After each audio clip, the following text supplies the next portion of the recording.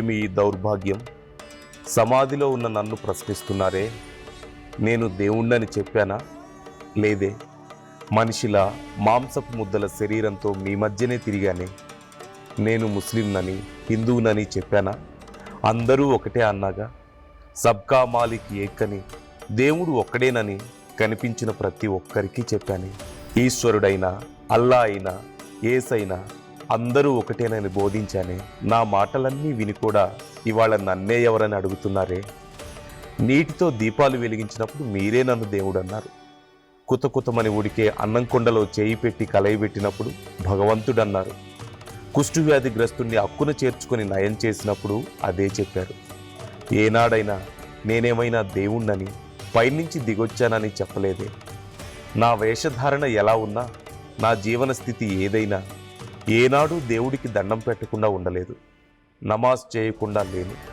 కుల మతాలకు అతీతంగా నేను ప్రజలతో కలిసిమెలిసి తిరిగాను. ఇంటింటికి భిక్షమెత్తి పూట గడుపుతున్నాను. నా దగ్గరికి వచ్చిన ప్రతి ఒక్కరిని ఆప్యాయంగా పలకరించాను. అన్నం పెట్టాను. ఆఫ్ఘన్ నుంచి వచ్చానా, అంతరిక్షం నుంచి వచ్చానా అన్నది నాకే తెలియదు. ఇప్పుడు మీరెలా నన్ను అడుగుతున్నారు? ఎక్కడి నుంచి వచ్చానో, ఎలా వచ్చానో ఏ రోజు నేను చెప్పలేదు కదా. ఏ కులమో, ఏ మతమో ఎవరితోనూ అనలేదు. ఆ దేవుడు పంపించాడు. ఈ భూమి మీదకి వచ్చాను. షిరిడీలో మీ మధ్యలోనే గడిపాను. మీతోనే ఉన్నాను. మీ ఒడిలోనే చివరి శ్వాస వదిలాను.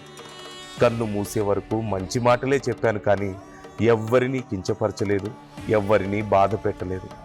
అయినా నా మీద మొదటి నుంచి రకరకాల ఆరోపణలు చేస్తూనే ఉన్నారు. ముస్లిం అని కాదు, హిందూ అని కాదు, కాదు ఫకీర్ అని, బాబా అని, మనిషినని, దేవుడినని, సాధువునని మీ ఇష్టానికి మాట్లాడుతున్నారు. అయినా నేను ఎప్పటికీ ఒక్కటే చెప్పాను.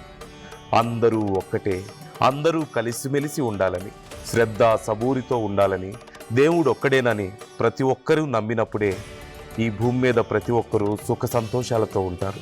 అనవసర రాద్ధాంతాలతో నన్ను బజారుకు లాగొద్దు. దేశవ్యాప్తంగా నాకు మందిరాలు నిర్మించమని నేను చెప్పలేదే. మీరే చేస్తున్నారు. మీ లాభాపేక్షల కోసం నన్ను వాడుకొని వాదోపవాదాలకు దిగి జనంలో తారతమ్యాలను రెచ్చగొట్టొద్దు. నేను అందరి వాడిని. సబ్కా మాలిక్ ఏక్, దేవుడు ఒక్కడే. చరిత్ర సృష్టించినోడు ఇప్పుడు ఆ చరిత్రని తిరగరాయబోతున్నాడు. అబద్ధాల గోడల్ని బద్దలు కొట్టి నిజాలను రాగా మీ ముందుంచబోతున్నాడు.